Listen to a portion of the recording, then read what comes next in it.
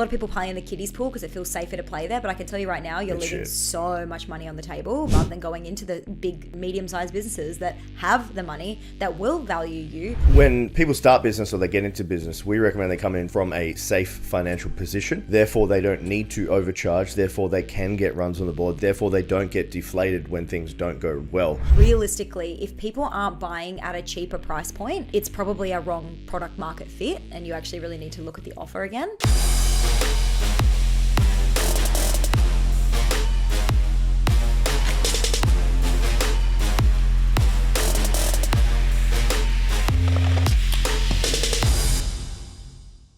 Welcome to the Success School podcast. We're on episode 58. Today we're talking about nailing your pricing and getting more sales. So on the Success School podcast, we have three types of show.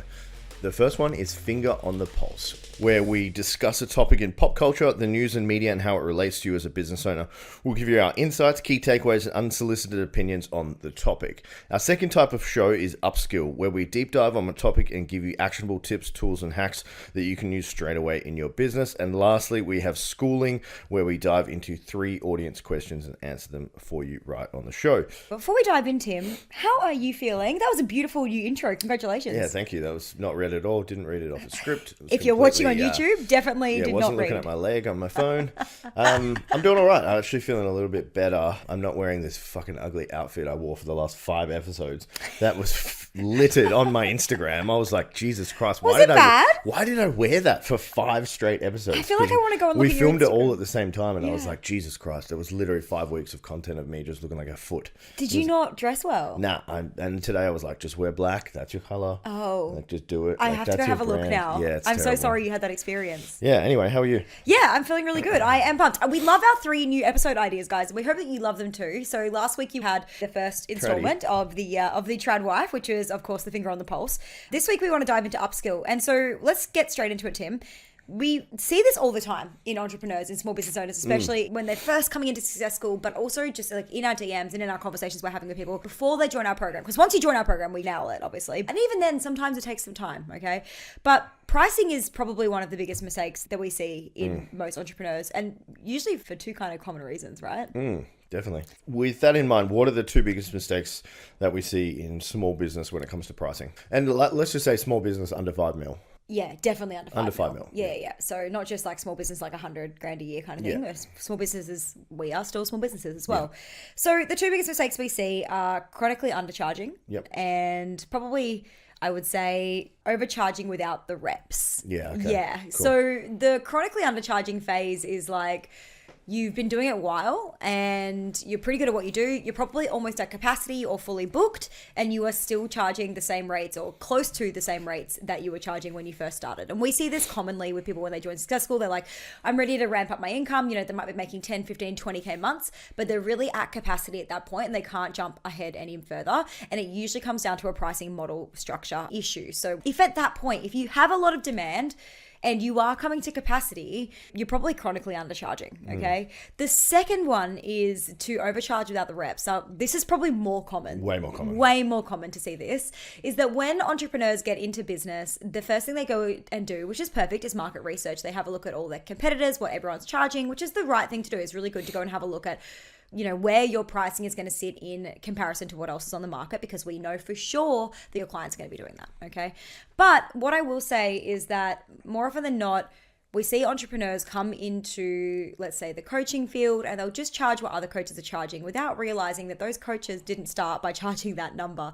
And that if you don't have the reps, and what we mean by the reps is that you might be really good at what you do, but if no one knows who you are, if you haven't got a really warm network to sell to initially, if you haven't got a huge referral partner lined up, then you probably need to start with a lower pricing model while you build testimonials, proof, and get feedback from people that you're actually good at what you do. Because once you start changing a handful of lives, you're going to get referrals, you know, up the wazoo, and that's going to be amazing for you. Up the wazoo.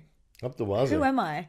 You're going to get so many referrals, and, you know, people are going to be banging down your door to work with you, but you can't get that unless you actually have the chance to work with people. And we see too many people come in the market charging, in line with or above what other people are charging, going, oh, well, it's my worth and I want to make sure I'm making money from the beginning. And it's like, yeah, but if no one gets to experience you, if no one buys at that price point, you end up at zero, and it's really, really toxic for their person's energy. What would you say? Yeah, there's a couple of sides to this. So when I first started in fitness coaching, I did $1 PT sessions. So it wasn't about the money for me, it was about getting the reps. And I think that's an important distinction to make here with the overcharging thing. And then the other one is people have a need to make money quickly a lot of the time when they come into business. And this also gets very dangerous, because if you have a need and you have a desire, and eventually that turns into a desperate energy of, I need to make 50, 60, 70, 80, 100, $200 an hour to make this viable for me, and my family's going to go hungry and we're going to be homeless and we're going to end up on the street. It's not a good energy to be in, because people and prospects can feel that. So, when people start business or they get into business, we recommend they come in from a safe financial position. Therefore, they don't need to overcharge. Therefore, they can get runs on the board. Therefore, they don't get deflated when things don't go well. The last thing you want to do is get into a market, have a price that's the same as everyone else, and you're competing against people that have been in this for 15 years, and you're getting destroyed and you're getting nothing because you have no reps, you have no you have no trust. And I can see how that comes off aggressively on that. That's true. Yeah, but the last thing you want in business is just to get crushed by someone that's been doing it 15 years longer than you, and you charge the same as them. One thing that we see, and I think we've maybe had this discussion on the podcast before, but we see people come into the market at, let's say, a higher price point than their competitors or in line with their competitors. And what happens is they struggle. They might get 1 or 2 sales, but then they struggle to get any more sales after that.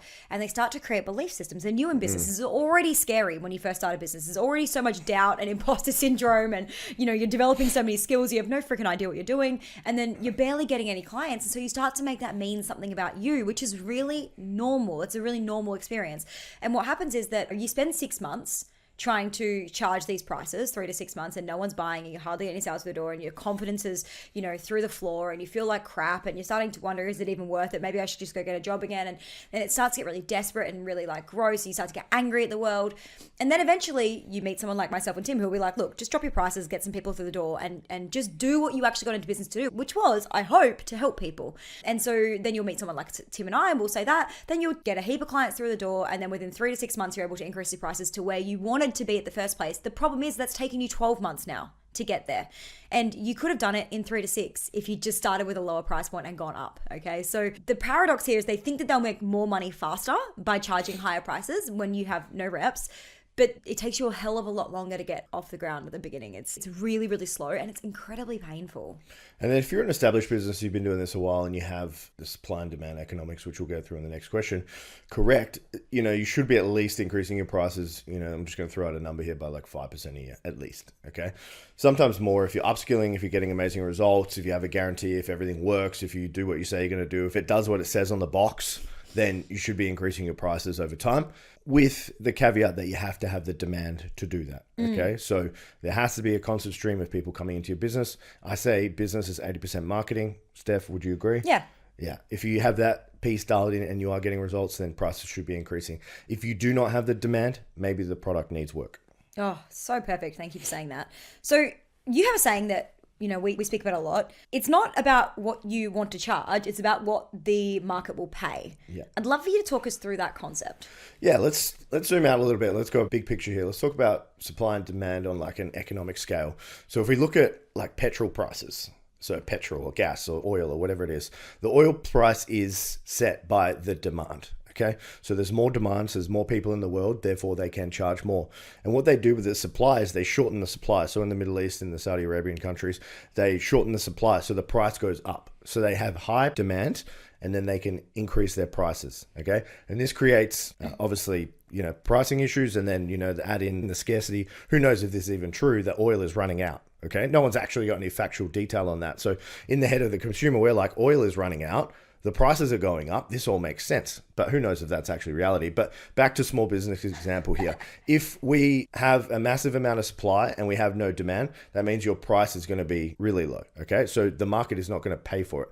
So if you go out there charging, $1,000 or $10,000 for a one-on-one or a service, and they can basically get it anywhere else for a fraction of the price, obviously they're going to go somewhere else for the fraction of the price, because that product is tangible. Okay. So that can be replaced with something else. So you need to really question your market, your ideal client, your audience, your prospect on if they want it and how much they're willing to pay for it before you go into the market trying to charge something. And this kind of leads into everything we've been discussing in this topic so far. It's not essentially what you want them to pay, it's what they're willing to pay for it. I want to talk about something really quickly, and this is a bit of a private one, but I think it's really cool to discuss. When you sold your gym, and we talked about selling a gym for quite some time before we sold it, like years. And when we first started having the conversation around selling the gym, you know, there was what we thought it was worth because of our ego and what we wanted it to be worth. And, you know, probably even when I sold my first business, it was probably another really good example. It's like, because you put so much blood, sweat, and tears into it, you're like, oh, surely it's going to be worth this much. But the reality is, it's only worth what someone's going to pay for it. And we walked away with a great deal on the gym, but we had a lot of deals fall through because we went in at a higher price point than people were willing to pay. It wasn't about whether we thought it was worth it. It was about what the market would actually pay. So yeah, well, Tim and I would have loved to walk away being like, you know, of course the gym's worth $1 million. Like, of course it would have been great to have a 7-figure payday on that. Of course we think that the brand and the energy and the blood and the sweat and the tears that we put into it was worth that. But that doesn't mean that's what somebody on the other end is going to see. And so it really circles back to that whole point of like, you can be so bought in on your own pricing, but that doesn't mean that it's worth that. Yeah, I had someone reach out to me this week and they said, here's a gym I want to buy. Like, what do you think of the deal? And the deal said equity was worth 600K. And I was like, equity worth 600K in a gym? I disagree. And he was actually going to pay the amount that they asked for it because they said the equity, the blood, sweat, and tears was worth 600K in the business. And I said, no equity in a gym is worth 600K. Like, you're crazy if you're going to buy that. So it's all up to the individual. Some people do believe it. I obviously called bullshit on it and I said, don't do that deal. Let's go back and renegotiate. And I probably saved him 600 grand and a lot of heartache on that. So yeah. Yeah. Okay. So talk us through, because we've spoken a little bit about market research, and I do think it's really important to do market research when it comes to pricing. So, you know, we've spoken about the fact that, one, you should know what your competitors are charging. You should know what the landscape looks like for charging in your niche. Two, we've mentioned a little bit about it's worth what someone will pay. So can you talk us through the Van Westendorp pricing model and your thoughts on how that works? You nailed the name. Oh my God. Van Westendorp I have been pricing practicing. model. Yeah, so essentially there's an economist, and I'm going to say he's from Holland. I'm going to say Dutch here on the research that I did, Van Westendorp. Is it just because his name's Van Westendorp? Yeah, someone can quote me on that. Essentially, there are 4 questions that you would ask prospects. So if you're going to ask this, you want to ask 10 or 20 ideal clients, okay? Not randoms on the street because they're not going to be interested in what you do. So essentially, you're going to show them your offer. So your offer is you get X, X, X. Here's the outcome. This is what you do. Here's the result you're going to get. Here's the guarantee. X, Y, Z. And then you say, at what price would this be way too expensive? That's the first question. At what price would this be kind of expensive but doable? At what price would this be a bargain? And what price would this be too cheap that you would think it sucks? So you get these 4 answers, and you're going to ask this to 10 to 20 people, and then you're going to average it. And this is my bro method of working out the Van Westendorp pricing model. So he's got a calculator on it, and it's super complex. So I basically average it, and then we're going to find out what the middle price is on this. Then you've got plus 20% and minus 20%. And that's going to be your range that you know that your target market or ideal clients would charge. If it were me, I'd probably go in the middle just to be like average, cool. So that's average for most people. So if someone thinks it's too cheap, they could probably justify it. If someone thinks it's too expensive, they're probably like, this is going to be a fucking bargain. But the issue with this, Steph, and we did discuss this before we released this in Success School recently in our upgrades on compound marketing, was that a lot of people's cost of delivery is more expensive than what they should be charging according to the Van Westendorp pricing model. Yes. And if you do this exercise and it comes back that, you know, you're basically, it's not profitable for you to run a service at that price, what would you do, Steph? Yeah, don't run it at that price. You have to change something. Yeah. So there's 2 places here where this goes wrong. So what we've just discussed there, which is like, oftentimes, especially small business owners, but I'm going to go even deeper and say especially female small business owners, Yeah. specifically massively over deliver. Yeah. Massively over deliver. We have like culturally, there's worthiness shit, there's like not feeling good enough, there's wanting to prove ourselves, there's all these things that culturally are tied in to, you know, over delivering, people pleasing, my God. And so, you know, when we looked at, you know, this pricing model, the problem is that most female entrepreneurs that we work with, we end up being like, take that out, take that out, take that out, take that out. If you want to include those things, you got to charge a premium price point, like maybe have a layered price point or a tiered price point where, this is the main inclusions and then you can upgrade to these things. But most female entrepreneurs will include everything for this one lump sum, but then the cost of actually delivering that outcome means that they never ever make any profit. They never ever have any money in the bank, and they always feel like they're getting ridden by clients, and they're overworked, they're underpaid, and this is a constant thing that happens in small business ownership. So if you have this offer and you do the Van Westendorp pricing model and you go out to 10 ideal clients and you find the average, you need to then make sure the delivery cost fits within that price bracket, which means you might have to take some things out, or which means you might have to outsource some stuff to, the Philippines or to a VA. It means you might have to simplify some of your systems. It might mean that you have to look at including AI. It might mean that you have to look at a smarter way of working, and that's okay. It doesn't mean you throw the baby out with the bathwater. We just look at, can this be simplified to fit into this pricing so that I can still deliver this outcome, but without spending so damn much money and time to actually make that happen. Is that right? Yeah, 100%. I just want to give you an example on like small versus medium-sized business on this. So if your ideal client, and let's say you're a social media manager, and you go to 10 small businesses that earn under 100K, and you say, hey, I'm going to get you 10 leads a month, and how much would that be of value to you? And they all come in around the $500 mark. You could run that exact same experiment with a business that makes $1 million, and then they're going to say, yeah, I'd pay $3,000 to $5,000 a month for that. Okay. But the business that you picked or the niche you picked is going to dictate how much money you could charge. Okay.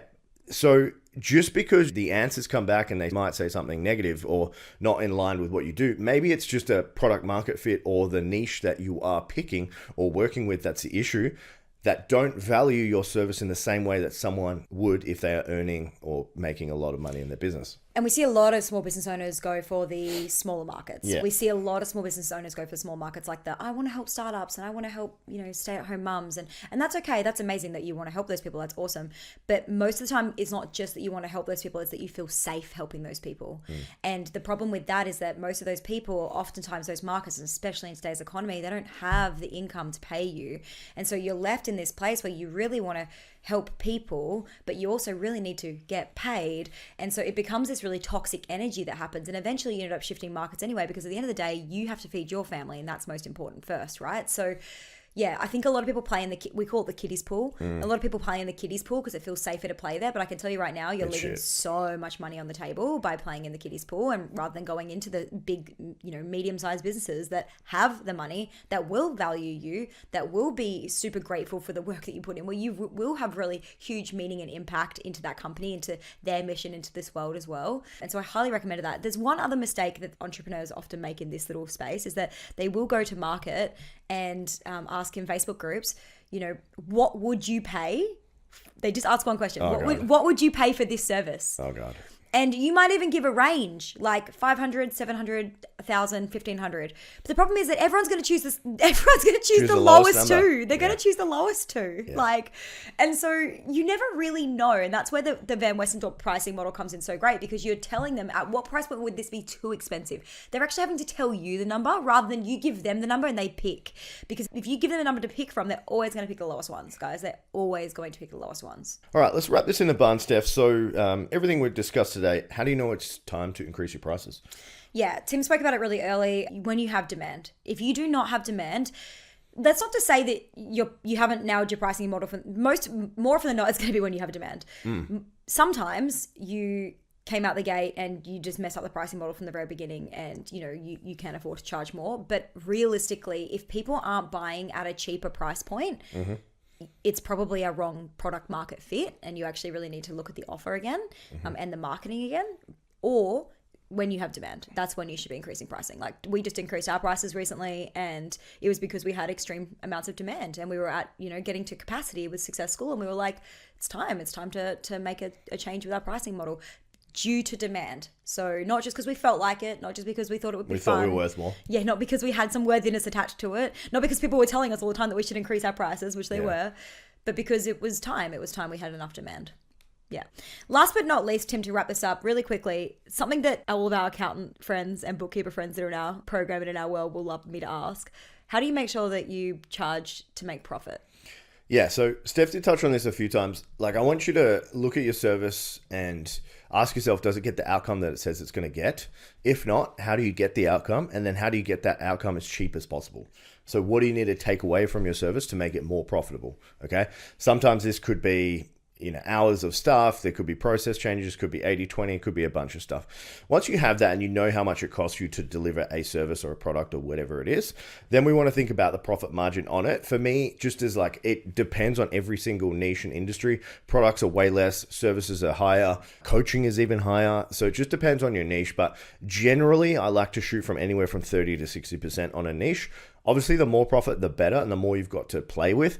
That profit number is just on that service or coaching or whatever it is. That doesn't account for the whole business. So the whole business is going to be less because you're wearing other costs within that price. So you've got rent, you've got software, you've got all this other stuff that the pricing or the outgoings doesn't actually affect this service, but it does on the total profit margin of that. So if you have a bigger profit margin on your product or service or coaching, then it's going to be, more justifiable or easier over the long term for your business.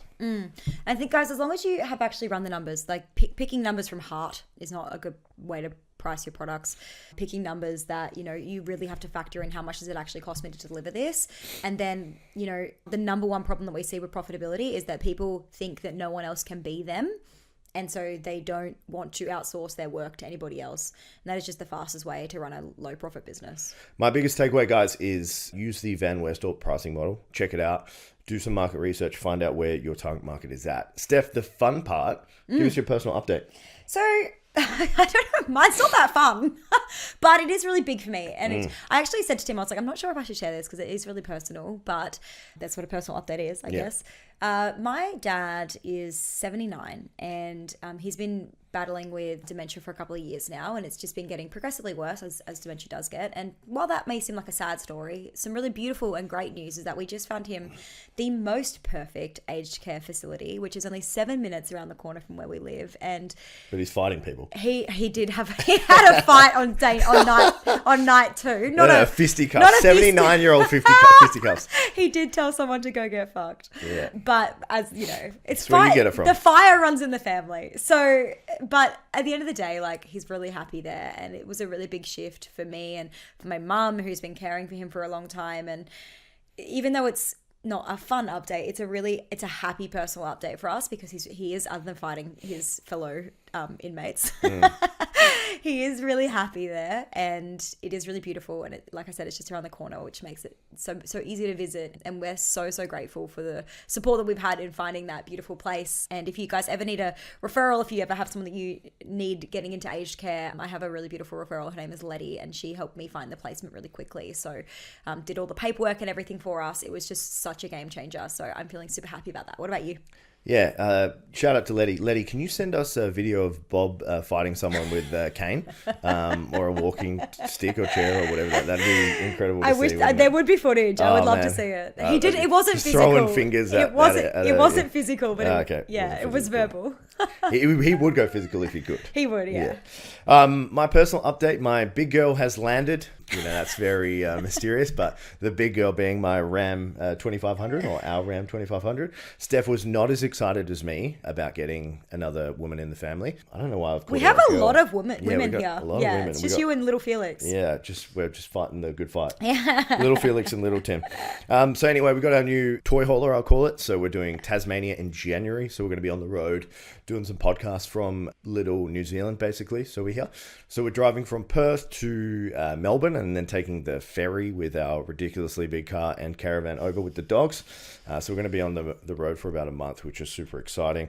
The lesson here, and we always like to wrap this up in a lesson, as Steph has been trying to out-lesson me on these personal updates, is buy right the first time. So this is my third Ram, and this is the biggest one, and I just should have got this at the start because it would have solved all of our towing needs, and I wanted it from the start, and I've wasted probably so much money in taxes buying 3 separate cars, stamp duty, GST, all the other shit that I should have just got it the first time. It would have been cheaper for us. Give us your lesson. Okay, so my lesson, I have 2 lessons about my dad. One is, when you do the hard thing, life gets easier. So this has been something that we've been putting off. It's so fucking good. It's so fucking good. Fuck this. I fucking quit. Guys, tell me how much better my lessons are Fuck than Tim's. this. No, because when you like You pull it on the dad strings yeah, as well. it's so like the good. heartstrings. It's so good. So no, because when Get out. for the last few years, Tim's been like, we need to get him into a facility, and I've been like really reluctant to do it, and it's honestly created more and more pain in our life over the years as it's gone on, as he's gotten worse, and as he's been harder to deal with, and as he's put more pressure on mum, and it should have been something that we should have done a long time ago, but it felt too hard to do. But, obviously when you do what's hard, life gets easier. Life is immediately easier now. And I sleep better at night knowing that dad's in there. And the second thing is, don't hesitate to get support. Like, we hired Letty, who helped us to make the process a lot smoother. And I think that sometimes we can think that we need to do it all on our own in all areas of life. And yeah, don't hesitate to get the support you need. Don't be hesitating. Don't be hesitating. All right, guys. As always, if you got some value from the show, share it with someone. Like, subscribe, do all the things. We will see you next week for our first Q&A episode. Yeah, schooling. Schooling.